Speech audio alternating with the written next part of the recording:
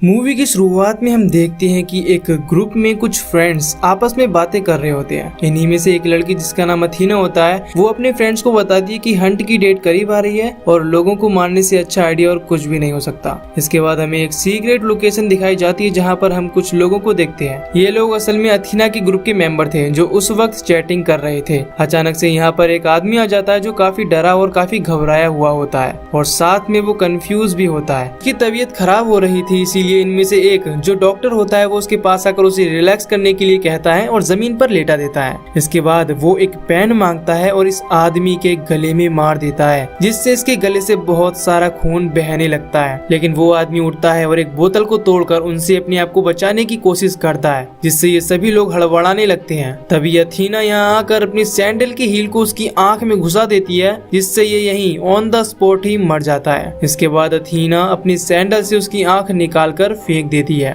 इस सब के बाद सीन शिफ्ट होता है और हम एक लड़की को देखते हैं जिसकी आंख खुलती है और वो देखती है कि वो एक जंगल में है और उसके मुंह को किसी चीज से बांधा गया है। उस लड़की के अलावा यहाँ पर और भी बहुत से लोग थे जिन्हें कैदी बनाकर यहाँ पर लाया गया था। अब ये सभी एक खुले मैदान में पहुँचते हैं जिसके बीचों बीच एक लकड़ी का बड़ा सा बॉक्स रखा था। इनमें से एक आदमी उस लकड़ी के बॉक्स के पास जाकर उसे ओपन करता है, जिसमें से एक छोटा सा पिग यानी सुअर बाहर आता है। उस सुअर के अलावा इस बॉक्स में बहुत सारे हथियार भी थे जिन्हें ये सब आपस में बांट लेते हैं। उस लड़की को वहाँ पर चाबी मिलती है जिसकी हेल्प से सब अपने मुंह पर लगी हुई इस चीज को खोल देते हैं। तभी अचानक से उन लोगों पर कोई फायरिंग करने लगता है और इस फायरिंग में सबसे पहले वो लड़की ही मरती है। लेकिन इन पर ये फायरिंग कौन कर रहा था ये हमें मूवी के आखिर में पता चल जाएगा। खैर, एक औरत यहाँ से भागने की कोशिश करती है जो कि एक गड्ढे में गिर जाती है। एक आदमी उस लड़की की हेल्प के लिए जाता है और वो देखता है कि वो गड्ढे में बिछाई गई जाल में गिरी है। वो उस लड़की को बाहर निकालता है, जिसके बाद ये दोनों जंगल की तरफ भागने लगते हैं। लेकिन तभी उस आदमी का पांव एक माइन पर आ जाता है और वहाँ पर ब्लास्ट हो जाता है। ये आदमी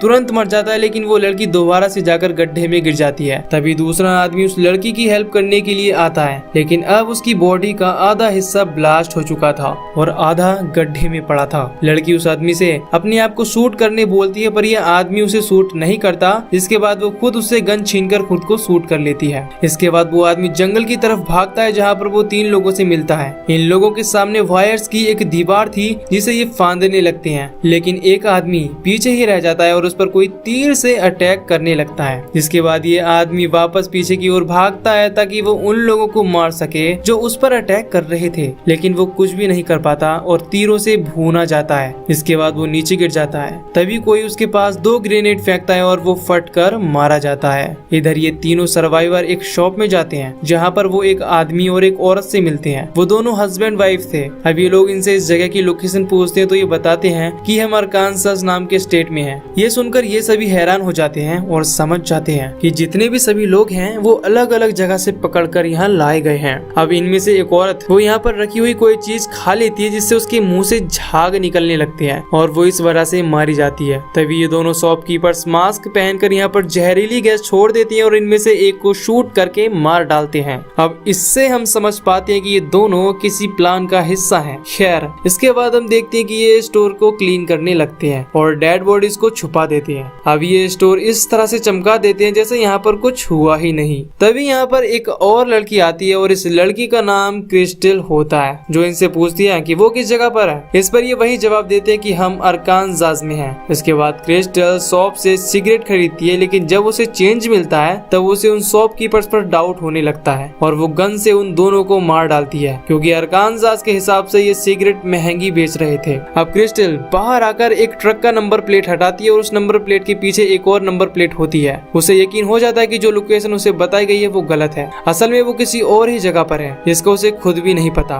तभी उसे पता चलता है कि इस ट्रक में ही कुछ वायर्स हैं जो कि एक बॉम्ब से कनेक्टेड हैं। तभी वहाँ पर एक और आदमी आता है जिसका नाम गैरी होता है और क्रिस्टल उसे छुपकर देख रही थी। अब इससे पहले कि गैरी ट्रक का दरवाजा खोलता, क्रिस्टल उसे बताती है कि ये ट्रक एक ट्रैप है और इसमें एक बॉम्ब लगा हुआ है। अब क्योंकि क्रिस्टल ने इस तरह गैरी का भरोसा जीत लिया था, इसीलिए ये दोनों एक साथ हो जाते हैं और ट्रेन की पटरियों की ओर चलने लगते हैं। तभी इन्हें एक ट्रेन का पता चलता है, जिसके बाद ये दोनों उसमें चढ़ जाते हैं। ट्रेन पर और भी लोग मिलते हैं जो कि रिफ्यूजी थे। गैरी क्रिस्टल को बताता है कि ये लोग सिर्फ उन्हें गुमराह करने के लिए हैं और ये भी उन लोगों के साथ मिले हुए हैं जो हमें मारना चाहते हैं। तभी कुछ दूरी पर जाकर उस ट्रेन को कुछ सोल्जर्स रोक लेते हैं और सब लोगों को बाहर निकालते हैं। गैरी उन सोल्जर्स को बताता बताता है कि ये सब रिफ्यूजी फेक हैं, लेकिन उसकी बात पर कोई ध्यान नहीं देता और वहाँ से चले जाते हैं। तब माइक नाम का आदमी गैरी के पास आता है और उसे कहता है, मुझे नहीं लगता कि वो तुम्हारी बातों पर यकीन करेंगे। माइक को इंग्लिश बोलता देख गैरी परेशान हो जाता है। तभी वो आदमी कुछ बातों को रिवील करता है। वो कहता है कि सिर्फ मैं उन लोगों के साथ मिला हुआ हूँ, इसके अलावा बाकी सारे रिफ्यूजी असली हैं और वो सोल्जर्स भी असली हैं। इस बात पर गैरी को बहुत गुस्सा आ जाता है और वो उस पर झपट पड़ता है, जिसके बाद कुछ बॉम्ब्स उसके पास से गिरते हैं और इनमें से एक बॉम्ब वो माइक की पैंट के अंदर डाल देता है। इसके बाद बॉम्ब के ब्लास्ट होने से माइक मारा जाता है। फिर वो सोल्जर क्रिस्टल को एक कैंप में ले जाते हैं, जहाँ क्रिस्टल एक आदमी से मिलती है जो कि उसकी तरह ही प्रिजनर होता है, लेकिन वो किसी तरह वहाँ से भाग गया था। तभी यहाँ पर एक आदमी आकर उन दोनों को अपने साथ ले जाने लगता है। ये आदमी इनसे कहने लगता है कि कोई ना कोई तो वजह होगी जिस वजह से तुम्हें प्रिजनर बनाया गया हो। इस बात से क्रिस्टल को इस पर शक होता है। इसके बाद वो उसे लात मारकर कार से बाहर गिरा देती है और कुचल कर मार डालती है।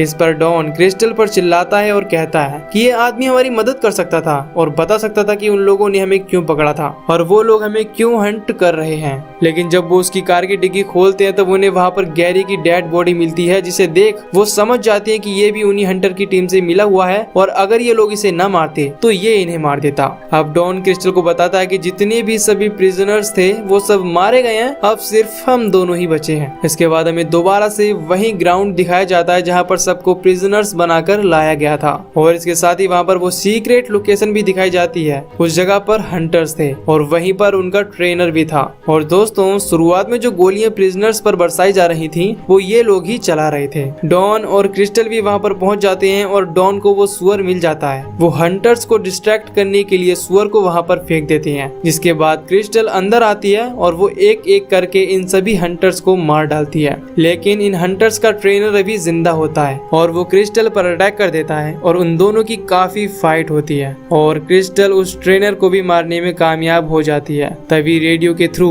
अथीना की आवाज आती है और वो क्रिस्टल को गुमराह करने के लिए और डॉन को फंसाने के लिए कहती है, डॉन क्या तुमने अभी तक क्रिस्टल को मारा या नहीं? यह बात सुनकर क्रिस्टल को डॉन पर भी डाउट होने लगता है। क्रिस्टल डॉन को कोई मौका दिए बगैर ही उसे भी मार डालती है। इसके बाद क्रिस्टल उस ट्रेनर के पास जाती है। वो उससे हंटर्स की बॉस अथीना की लोकेशन पूछती है और अथीना की लोकेशन लेने के बाद वो उसे भी मार डालती है। इसके बाद में हमें 1 साल पहले का सीन दिखाया जाता है और यहीं पर हमें पता चलता है कि आखिर वो सब लोग हंटर्स क्यों बने और उन्होंने ये सब कुछ क्यों किया। तो शुरुआत में जो हमने चैट देखी थी जिसमें सभी लोग बातें कर रहे थे लोगों को मारने की और हंट करने की, वो असल में सारी बातें झूठ थी, यानी कि वो सारी बातें जोक थी। पर जब ये चैट लीक हो गई तो उसके साथ 11 लोगों ने मिलकर, जिन्हें इन लोगों ने प्रिजनर बनाया था, उन लोगों ने उनके इस ग्रुप चैट को सच मान लिया और उसे सब जगह फैला दिया, जिस वजह से अथीना और उसके साथियों को जॉब से भी निकाल दिया गया। पहले तो उन लोगों ने हंट को सिर्फ एक मजाक के तौर पर लिया था, लेकिन जब उनके साथ इतना बुरा हुआ तब उन्होंने डिसाइड कर लिया कि वो इस मजाक को रियलिटी में बदल देंगे, क्योंकि इन्हें उन लोगों से बदला लेना था जिन्होंने एक मजाक को सच में बदल दिया, जिसकी वजह से इनकी जॉब भी छूट गई। और इसीलिए इन लोगों ने उन सब लोगों को इसमें शामिल होने के लिए ट्रैप किया।